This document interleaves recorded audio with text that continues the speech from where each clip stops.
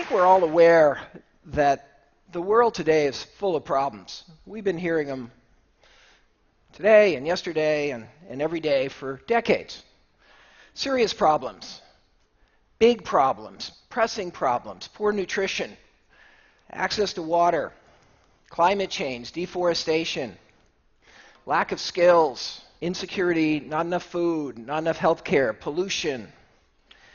There's problem after problem. And I think what really separates this time from any time I can remember in my brief time on Earth is the awareness of these problems. We're all very aware. Why are we having so much trouble dealing with these problems? That's the question I've been struggling with. Coming from my very different perspective, I'm not a social problem guy. I'm a guy that works with business, helps business make money. God forbid. So why are we having so much problem with these social problems? And really, is there any role for business? And if so, what is that role? I think that in order to address that question, we have to step back and think about how we've understood and pondered both the problems and the solutions to these great social challenges that we face. Now, I think many have seen business as the problem, or at least one of the problems, in many of the social challenges we face. Think of the fast food industry, the drug industry, the banking industry. This is a low point in the respect for business. Business is not seen as the solution. It's seen as the problem now for most people. And rightly so in many cases. There's a lot of bad actors out there that have done the wrong thing, that actually have made the problem worse. So this perspective is perhaps justified. How have we tended to see the solutions to these social problems, these many issues that we face in society? Well, we tend to see the solutions in terms of NGOs, in terms of government, in terms of philanthropy. Indeed, the kind of unique organizational entity of this age is this tremendous rise of NGOs and social organizations. This is a unique new organizational form that we've seen grown up. Enormous innovation, enormous energy, enormous talent now has been mobilized through this structure to try to deal with all of these challenges. And many of us here are deeply involved in that. I'm a business school professor, but I've actually founded, I think now 4 nonprofits. Whenever I got interested and became aware of a societal problem, that was what I did. Form a nonprofit. That was the way we've thought about how to deal with these issues. Even a business school professor has thought about it that way. But I think at this moment, we've been at this for quite a while. We've been aware of these problems for decades. We have decades of experience with our NGOs and with our government entities, and there's an awkward reality. The awkward reality is we're not making fast enough progress. We're not winning. These problems still seem very daunting and very intractable, and any solutions we're achieving are small solutions. We're making incremental progress. What's the fundamental problem we have in dealing with these social problems? If we cut all the complexity away, we have the problem of scale. We can't scale. We can make progress, we can show benefits, we can show results, we can make things better. We're helping, we're doing better, we're doing good. We can't scale. We can't make large-scale impact on these problems. Why is that? Because we don't have the resources. And that's really clear now. And that's clearer now than it's been for decades. There's simply not enough money to deal with any of these problems at scale using the current model. There's not enough tax revenue. There's not enough philanthropic donations to deal with these problems the way we're dealing with them now. We've got to confront that reality. And the scarcity of resources for dealing with these problems is only growing, certainly in the advanced world today, with all the fiscal problems we face. So if it's fundamentally a resource problem, where are the resources in society? How are those resources really created? The resources we're going to need to deal with all these societal challenges. Well, there, I think the answer is very clear. They're in business. Why? All wealth is actually created by business. Business creates wealth when it meets needs at a profit. That's how all wealth is created.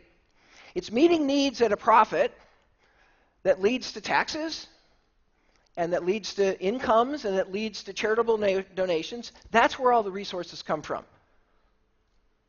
Only business can actually create resources. Other institutions can utilize them to do important work, but only business can create them. And business creates them when it's able to meet a need at a profit. The resources are overwhelmingly generated by business. The question then is, how do we tap into this? How do we tap into this? Business generates those resources when it makes a profit. That profit is that small difference between the price and the cost it takes to produce whatever solution business has created to whatever problem they're trying to solve. But that profit is the magic. Why? Because that profit allows whatever solution we've created to be infinitely scalable. Because if we can make a profit, we can do it for 10, 100, a million, 100 million, a billion. The solution becomes self-sustaining. That's what business does when it makes a profit. Now, what does this all have to do with social problems? Well, one line of thinking is, well, let's take this profit and redeploy it into social problems. Business should give more. Business should be more responsible. And that's been the path that we've been on in business. But again, this path that we've been on is not getting us where we need to go. Now, I started out as a strategy professor, and I'm still a strategy professor. I'm proud of that. But I've also, over the years, worked more and more on social issues. Worked on healthcare, the environment, economic development, reducing poverty. And as I worked more and more in the social field, I started seeing something that had a profound impact on me and my whole life in a way. The conventional wisdom in economics and the view in business has historically been that actually there's a trade-off between social performance and economic performance. The conventional wisdom has been that business actually makes a profit by causing a social problem. Classic example is pollution. If business pollutes, it makes more money than if it tried to reduce that pollution. Reducing pollution is expensive, therefore businesses don't want to do it. It's profitable to have an unsafe working environment. It's too expensive to have a safe working environment, therefore business makes more money if they don't have a safe working environment. That's been the conventional wisdom. A lot of companies have fallen into that conventional wisdom. They resisted environmental improvement, they resisted workplace improvement. That thinking has led to, I think, much of the behavior that we have come to criticize in business, that I come to criticize in business. But the more deeply I got into all these social issues, one after another, and actually the more I tried to address them myself personally in a few cases through nonprofits that I was involved with, the more I found actually that the reality is the opposite. Business does not profit from causing social problems, actually not in any fundamental sense. That's a very simplistic view. The deeper we get into these issues, the more we start to understand that actually business profits from solving social problems. That's where the real profit comes. Let's take pollution. We've learned today that actually reducing pollution and emissions is generating profit. It saves money. Makes the business more productive and efficient. It doesn't waste resources. Having a safer working environment actually and avoiding accidents, it makes the business more profitable because it's a sign of good processes. Accidents are expensive and costly. Issue by issue by issue, we start to learn that actually there's no trade-off between social progress and economic efficiency in any fundamental sense. Another issue is health. What we found is actually health of employees is something that business should treasure because that health allows those employees to be more productive and come to work and not be absent. The deeper work, the new thinking on the interface between business and social problems is actually showing that there's a fundamental, deep synergy, particularly if you're not thinking in the very short run. In the very short run, you can sometimes fool yourself into thinking that there's fundamentally opposing goals. But in the long run, ultimately, we're learning in field after field that this is simply not true. So how could we tap into the power of business to address the fundamental problems that we face? Imagine if we could do that. Because if we could scale. We could tap into this enormous resource pool and this organizational capacity. And guess what? That's happening now, finally. Partly because of people like you, who've raised these issues now for year after year and decade after decade. We see organizations like Dow Chemical leading the revolution away from trans fat and saturated fat with innovative new products. This is an example of Jane Irrigation. This is a company that's brought drip irrigation technology to thousands and millions of farmers, reducing substantially the use of water. We see companies like the Brazilian forestry company Fibreeza that's figured out how to avoid tearing down old growth forests and using eucalyptus and getting much more yield per hectare of pulp and making much more paper than you could make by cutting down those old trees. You see companies like Cisco that are training so far 4 million people in IT skills to actually, yes, be responsible, but help expand the opportunity to disseminate IT technology and grow the whole business.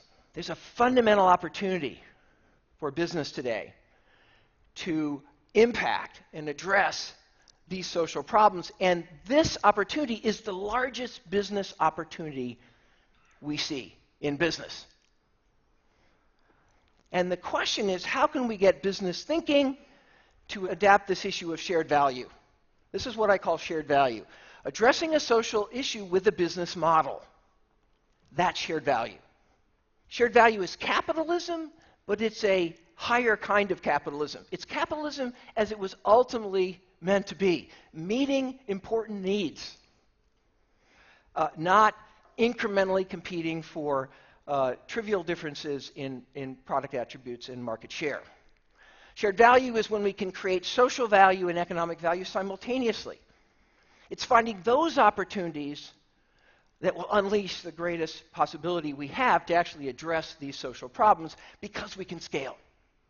We can address shared value at multiple levels. It's real. It's happening.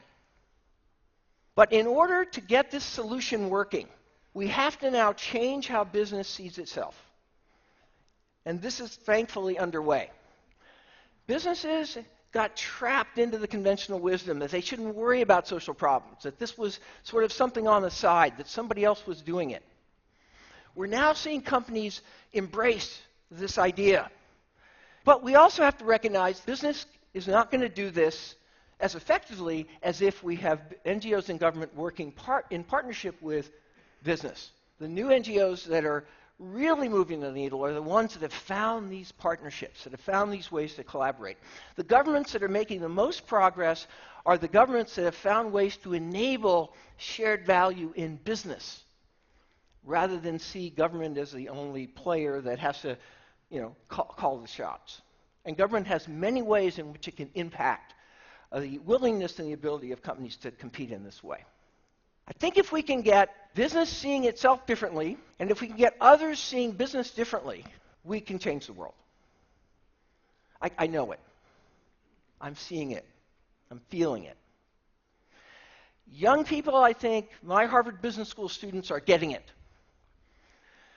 If we can break down this sort of divide, this unease, this tension, this sense that we're not fundamentally collaborating here in driving these social problems, we can break this down, we finally, I think, can have solutions. Thank you.